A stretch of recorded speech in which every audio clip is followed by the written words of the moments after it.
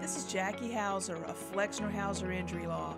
Welcome to our podcast, Laughter in the Law, where we talk about the law with a lighthearted twist. Today, we're talking about legal advice from My Cousin Vinny.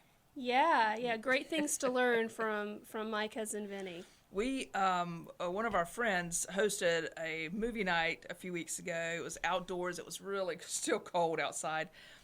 So with blankets and lawn chairs and everything, we enjoyed it, and they had some popcorn and hot chocolate and stuff. And the group voted on My Cousin Vinny, and as I was watching it, I haven't watched it in years, although it is one of the favorites for legal videos, for legal movies, and I like it as well.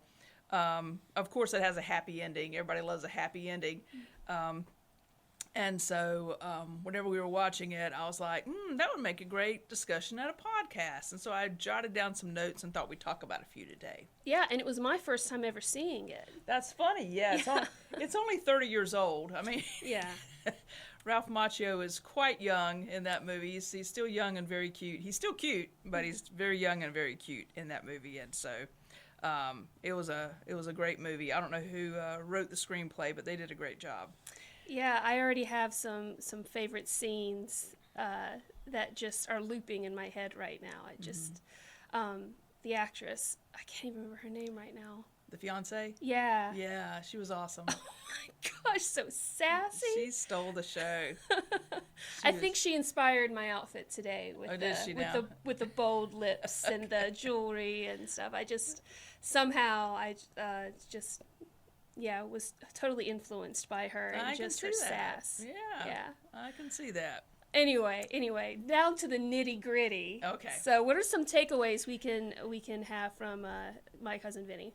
We could talk for hours about My Cousin Vinny. As a matter of fact, if you're a law geek, you can just Google My Cousin Vinny legal seminars, and plenty of lawyers have launched off of this. I would almost guarantee you, I didn't find it because I didn't Google for more than 5 minutes, but I would almost guarantee you there's probably academic classes you can take, especially trial advocacy and stuff, about My Cousin Vinny, the right things and the wrong things to do.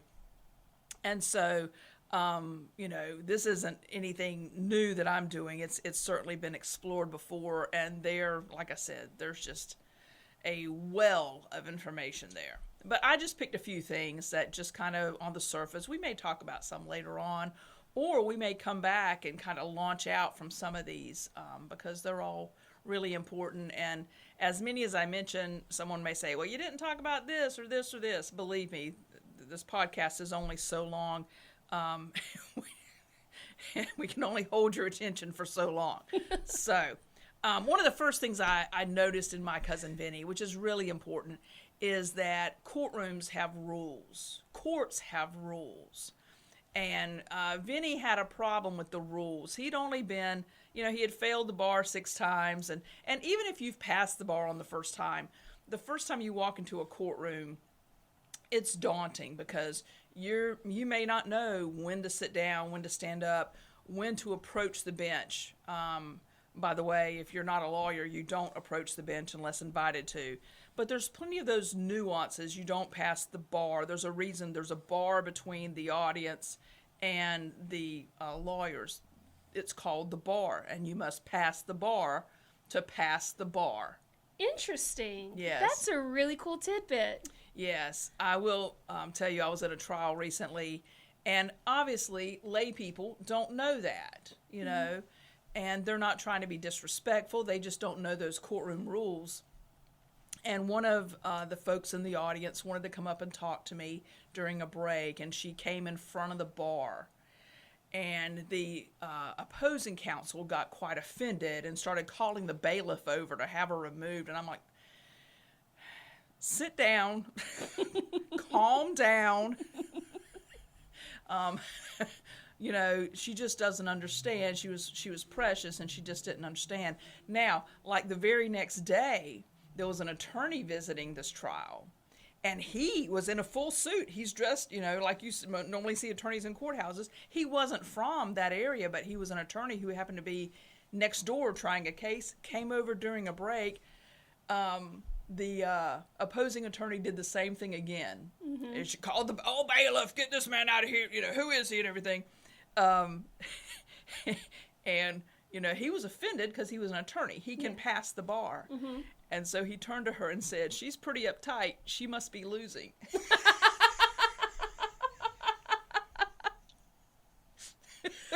Oh, man. I was like, she's uptight anyway. So, anyway, it was funny. It was funny. But people don't know that. Courtrooms have rules like that. One of the rules has to do with how you dress. I always tell folks, whenever you come into court with me, just dress like you're going to church. That doesn't mean you have to wear a nice frilly hat. Some people do.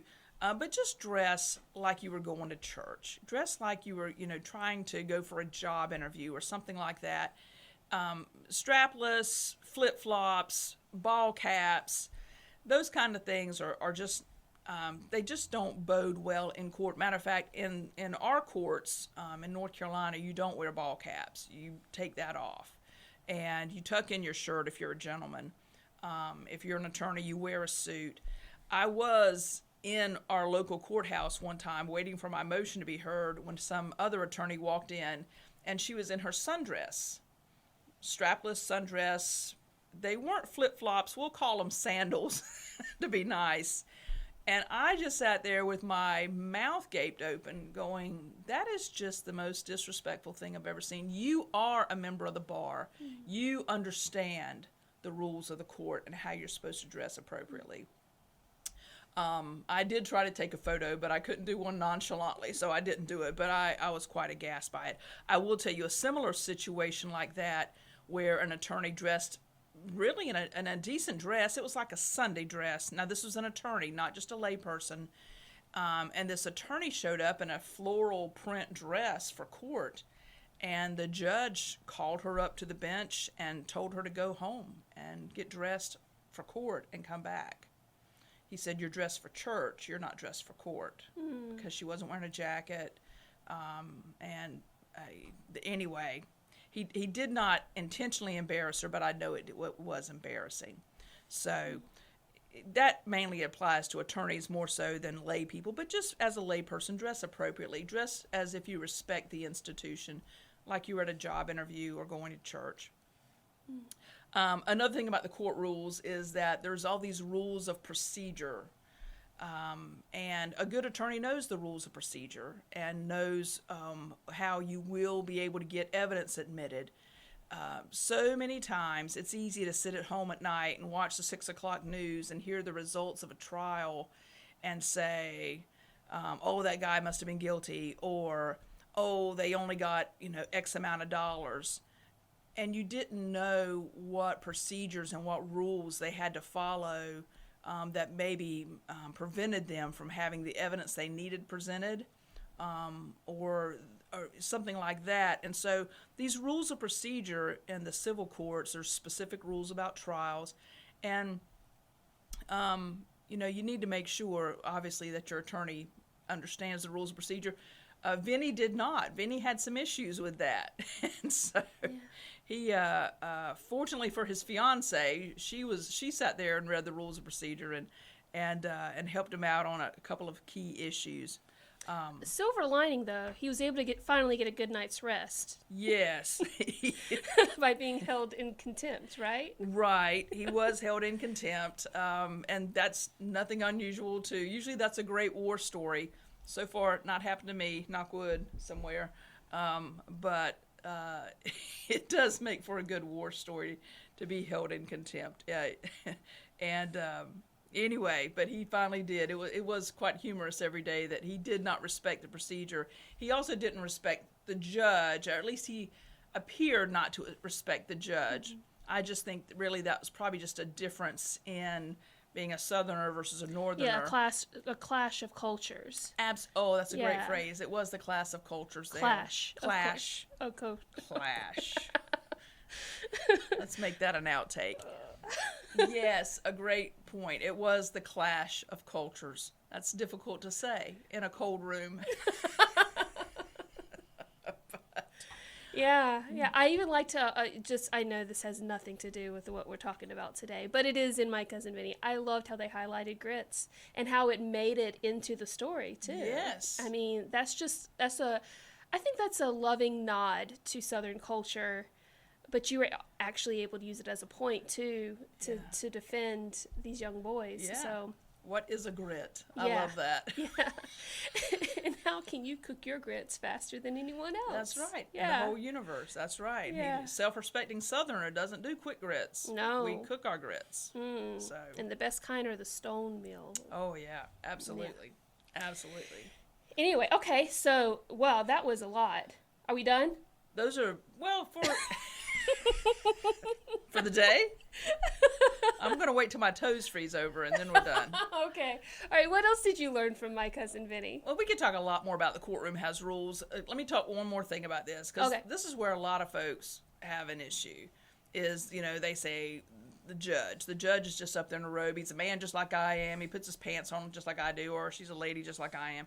And I have to tell my clients a lot of times, you got to get beyond that. Mm-hmm. We're not just here to respect the person. We're here to respect the institution. And, we have a society, and I say some of this in my opening statement to the jury. We have a society where we settle our differences civilly. We come to court in a very civil manner. We present our offenses. We present the evidence. And then we have 12 strangers decide what the truth is. And we agree to abide by whatever that truth is. And if we don't like that truth or we think something was done inappropriately, then we appeal. Mm-hmm. But because of that, because we are a civil society, then we respect the institution. And I have judges that I believe do a very good job, and then some that don't do as well a job, for whatever reason.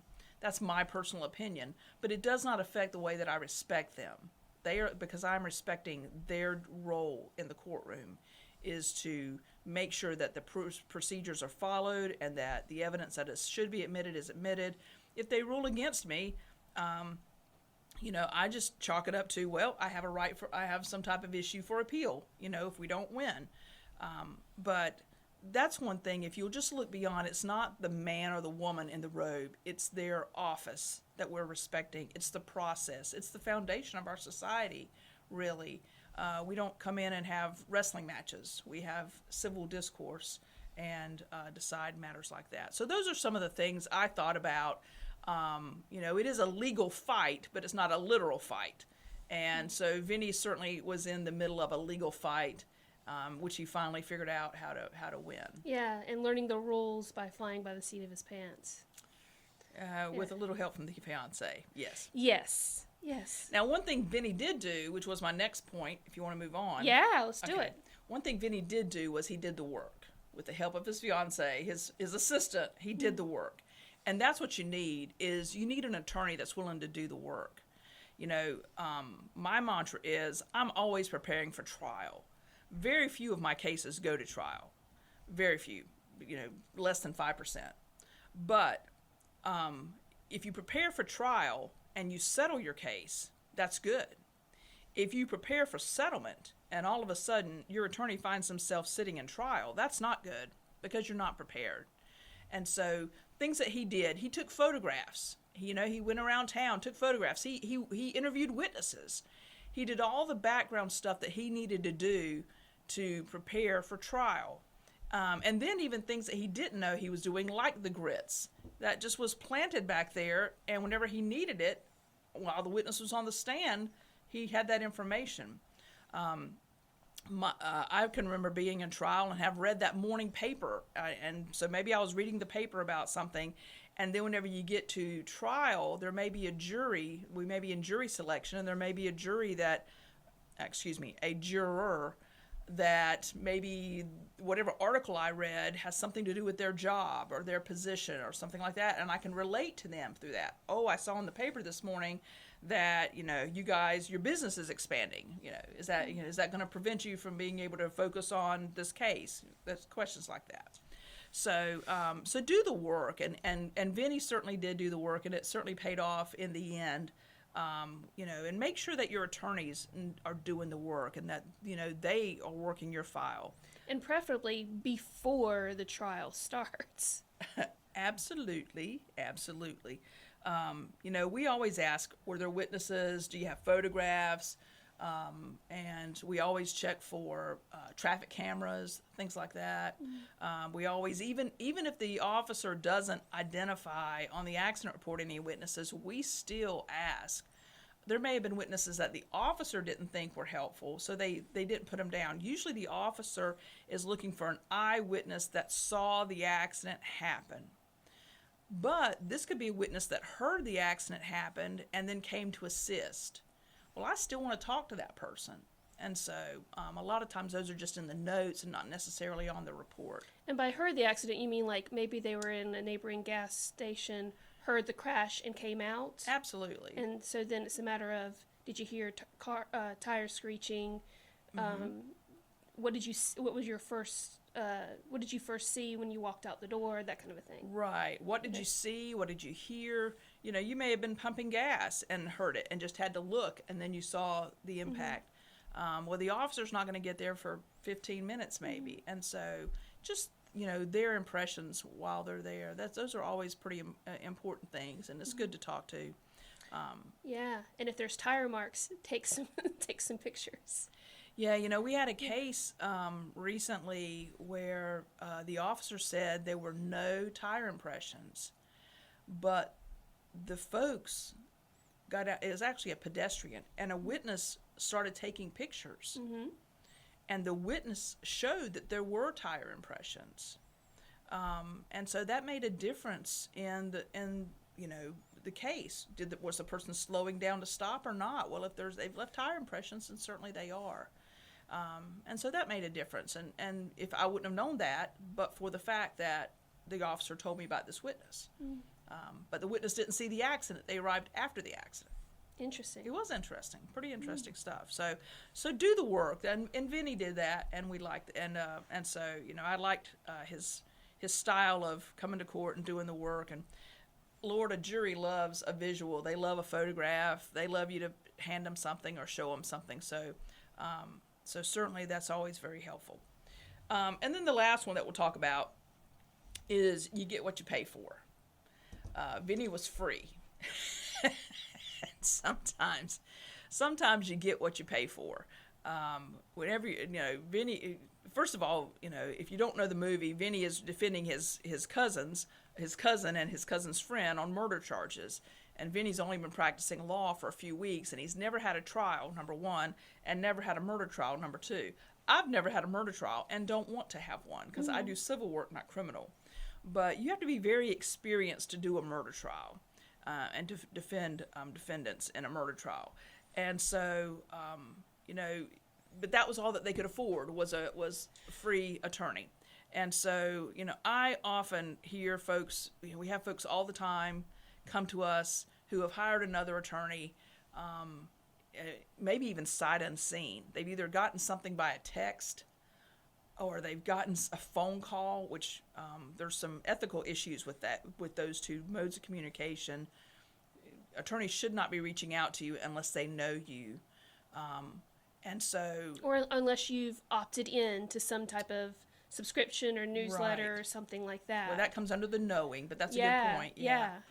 Certainly attorneys can advertise. We can put up billboards and have TV ads and send you a letter. But on the outside of that letter, it has to say, this is an advertisement. Hey, I know you've been in an accident. I just want to offer you my services. But there are some that cross that line, and you've just got to be careful about that because those are ethical issues, and you don't know if you're getting what you're going to pay for. Yeah, it sounds very predatory. It does. That's a great word for it. It does. And so many times they get 2 or 3, maybe even 2 or 3 months into this representation. Once they've signed on the dotted line, then they're basically ghosted. This story is just happening so much. And they're basically ghosted. And then they come in and say, I need an attorney, but I've got an attorney, but my attorney won't return my calls or won't even answer my calls. And so that kind of puts us a little behind as well because we've got to catch up. Don't mind doing it, but just remember you get what you pay for. Ask your friends, ask folks who've been in accidents. Who did they hire? Did they have a good outcome? And yes, let me talk about reviews for a minute. Google is all about a review, and we certainly solicit reviews. I can tell you our reviews are from 100% from folks that know us, from folks we've represented, from folks who know that know our reputation, and they are authentic. So be careful whenever you select someone, because you do get what you pay for. And if you're paying for someone just because they contacted you quickly, think about or ask yourself, who else have they represented that I know? What can they bring to the table? What is different about them? Look for firms and attorneys that are ethical and that have good reputations for not just throwing up a billboard that says, "Oh, I've recovered millions of dollars for my clients," but saying, "I care about my clients." And that's kind of what I focus on. I certainly want to recover millions of dollars for my clients, but I more importantly want to be able to care for my clients, because at the end of the day, that's really what matters. And certainly in Vinny's case, at the end of the day, it ended well. Because it's a movie, and sometimes in real life, those kind of situations don't end well, where you've been preyed upon and you've selected the wrong counsel. Yeah, and we've definitely done some like little TikToks and things like that to talk about how our law firm is different than others. And one thing that we continue to say is that if our clients want to speak to you directly, they are able to, unless you're out of the office or in a deposition or at trial or something like that. If they want to, they don't have to. There's no gatekeeping, Right. Absolutely. Yeah, and I know that in larger law firms, which they're large, so I know that typically means that they are being successful in some way. But typically in larger law firms, there is you may talk to the secretary. You'll be lucky if you talk to the paralegal. You may have talked to a legal assistant in between there. Mm-hmm. Rarely ever the attorney until, the big play is happening. Right. But there are times whenever our clients call and say, "I just want an update and I want to hear from Jackie's lips." And if Jackie's in the office, we say, "Hey, client so-and-so's on the phone," and you say, "Put them through." Absolutely. Yeah. So those are my takeaways from My Cousin Vinny. I could have 100 more, but those are kind of like the top 3 that popped in my head, and I thought it'd be cool to talk about today. Yes, and I will just say that I've been racking my brain this whole time. I have been listening, I promise. But I have been racking my brain this whole time being like, who played the fiancé? And it was Marissa Tomei. So, before we get all the comments... Yay. Oh, sorry, hit my mic. You're good. Before we get all those comments being like, how could you forget the actress? Marissa Tomei. Marissa Tomei. Yeah, she did a great job. Awesome. She did. Yeah. I think she may have stole the show. She was definitely my favorite. Right. Yeah, gotta love that sass. Anyway, those are some great takeaways, some great things to learn from My Cousin Vinny, and I know I learned some stuff. Even working in a law firm, it seems like every day I'm learning new things, so thank you for sharing. Absolutely. That's all we got for you today. Yeah, so thank you for tuning in. Thanks for joining in for Flexner Hauser Injury Law, Laughter in the Law, where we talk about the law with a lighthearted twist.